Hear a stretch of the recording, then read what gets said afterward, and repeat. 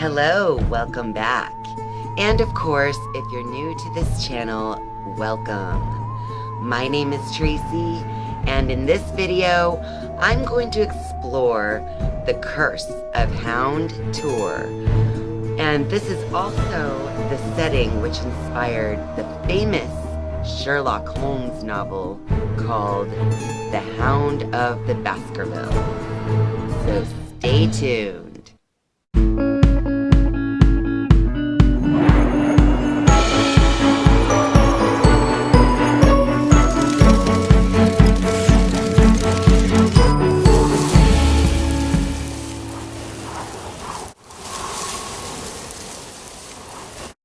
Many times throughout history, there have been parts of the world that are a little more supernatural than other areas. And in England, there are many such areas that have local legend and folklore attached to it.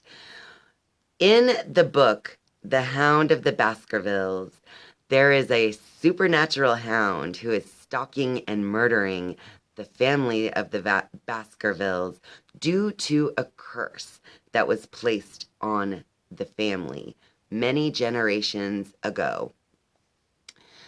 This book was also inspired by the legend and folklore of the land that it is set in.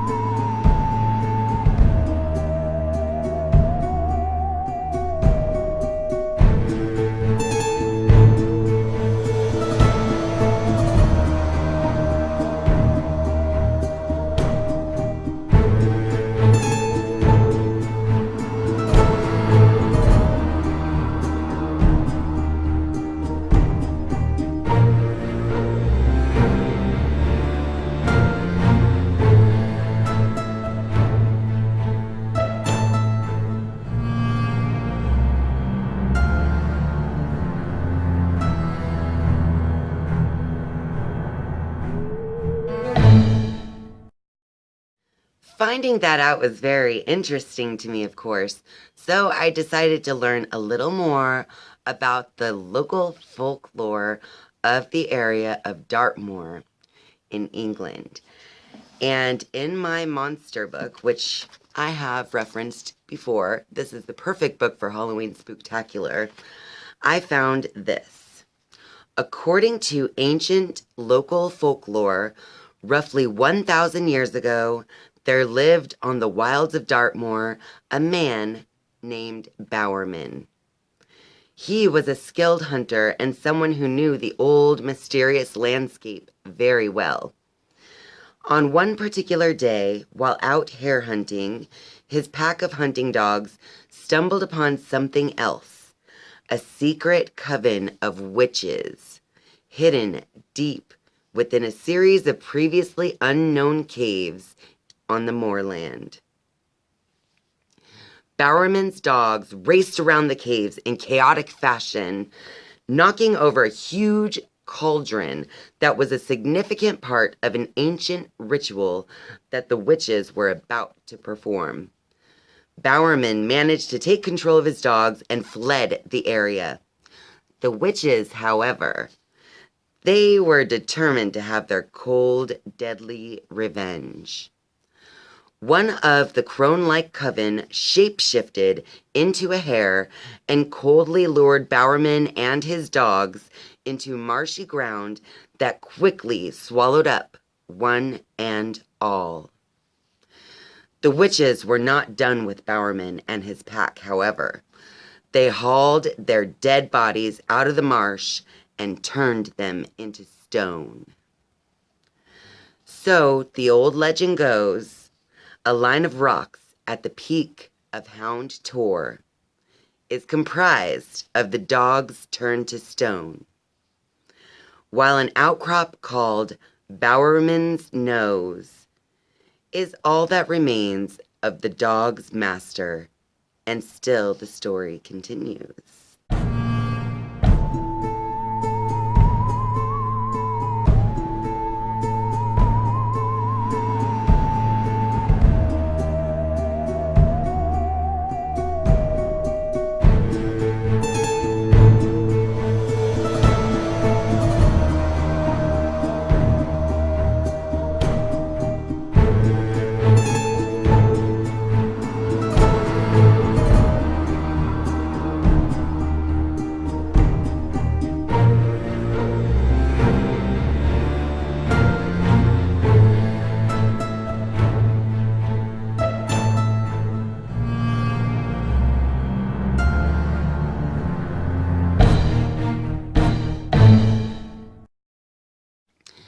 So in that very same area of landscape, there is a whole other folklore known as the wish towns. So in this very same area of landscape is the home or what are known as the wish towns. So they are similar to the monster in The Hound of the Baskervilles, because the wish towns are huge, black, deadly dogs of a paranormal kind that sported blazing red eyes. They preyed upon the bodies and souls of the unfortunate people who dared to intrude upon their territory.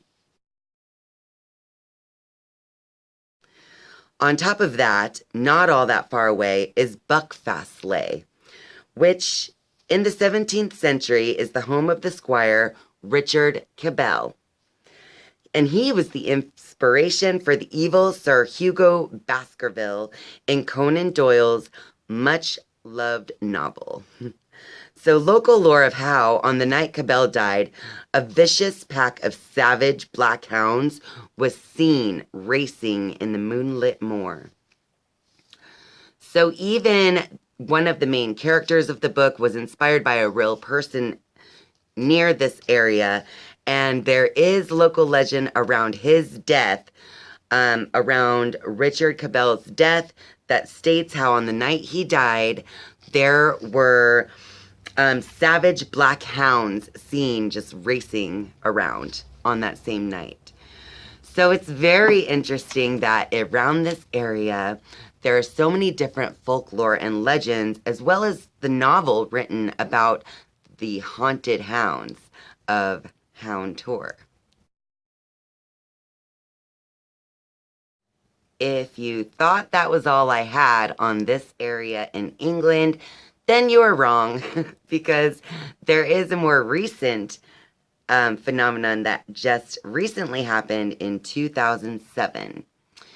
So in the summer of 2007, a man who is a falconer by the name of Martin Whitley was actually in the area near Hound Tor flying a falcon for some American clients when they actually spotted something very strange right there in mid-daylight.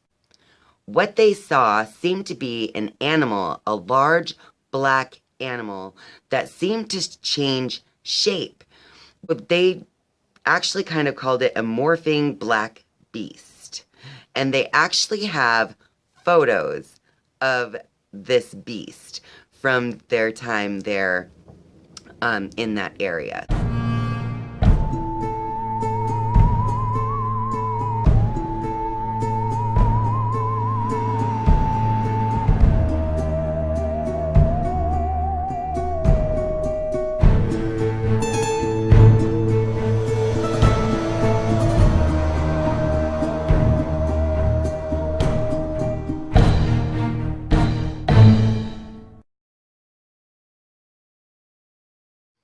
Okay, so I found this article on unexplainedresearch.com, and the article is all about this Beast of Dartmoor. So I thought I would read a little piece from the article because it is in this Martin Whitley's own words about what they saw that day. So he says, I was flying a hawk on Dartmoor with some American clients when one of them pointed out this creature. It was walking along a path about 200 yards away from us. It was black and gray and comparable in size to a miniature pony. It had very thick shoulders, long thick tail with a blunt end, and small round ears. Its movement appeared feline, then bear-like sprang to mind. There was a party climbing on the Tor opposite, making a racket, but this it ignored completely. Martin's American clients took a series of photos. They showed the Dartmoor landscape, the school party on the Tor, and in the middle distance, an animal which seems to change shape in each and every frame. Let's look at those pictures again, actually.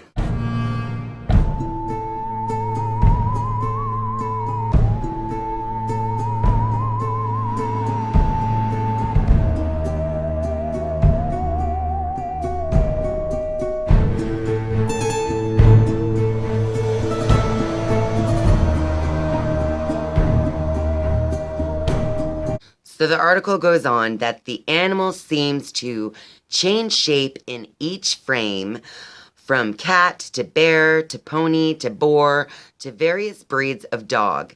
Indeed, members of the BCIB group, which is Big Cats in Britain, and they're like a little research group who researches these kind of strange events, they invoked nearly the whole of Crufts in attempting to give the creature a rational explanation, while the proximity of Hound Tor suggested to some a possible kinship to Devon's spectral wished hounds. And if you remember, the wished hounds is one of the local folklore and legend that goes around in the area. It says here that Martin, however, is adamant that the animal was not a dog. He said, "I have worked with dogs all my life, and it was definitely not canine. I have also seen a collie-sized black cat in the area about 10 years ago, and it was not that because this was much bigger." While he does not claim to know what the creature was, his impression throughout was that it was more feline than anything else, a verdict confirmed by the experiences of his neighbors. And one quotes, "I'm about as local as it gets, and very closely with all the landowners in the area. We've discussed my sighting with several of them. You would be surprised at the number of people who have seen big black cats and something resembling even a small bear in that area over the course of the years." Of course, being Dartmoor farmers, they would only mention it when someone else says that they've actually seen one. So all of the locals around who claim to have seen something usually only fess up to have seen something once other people have, which I think in these kind of strange cases that a lot of us are similar. So we're not just going to bring up something so strange that even we can't explain until we feel like we can relate with someone else. At least that's how it goes some of the time. So that was from unexplainedresearch.com. Now, there was another part to this story where a woman by the name of Lucinda Reid claims, "That is not the Beast of Dartmoor. It is my pet dog."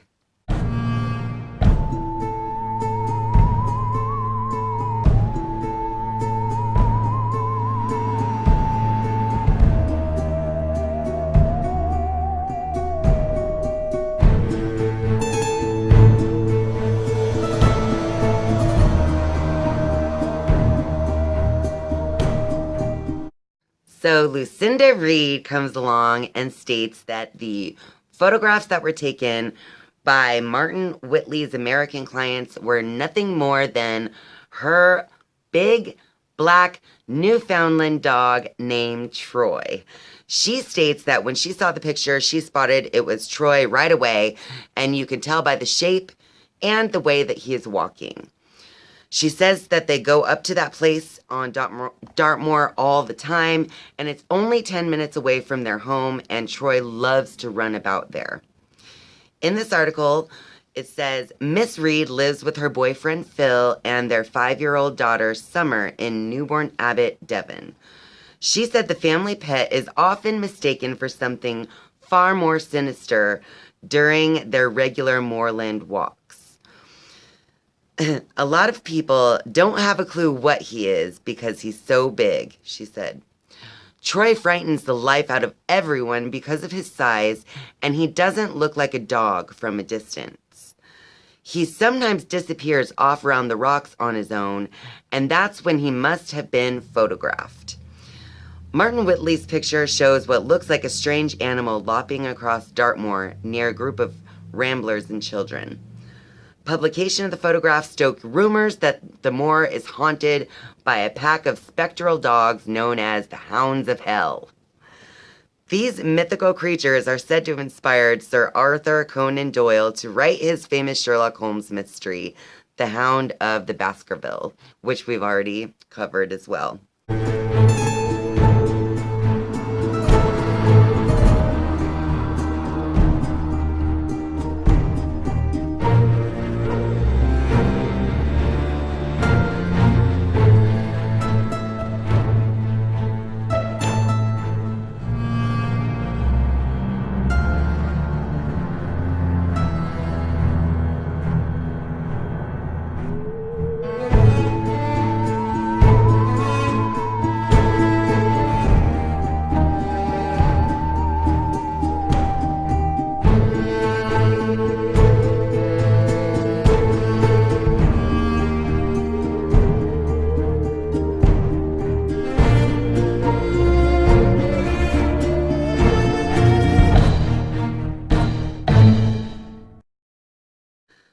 Um, so what do you guys think about this? We have first of all, the book that was written about the area, of course, is fiction, but it was based on the folklore and legend surrounding the area.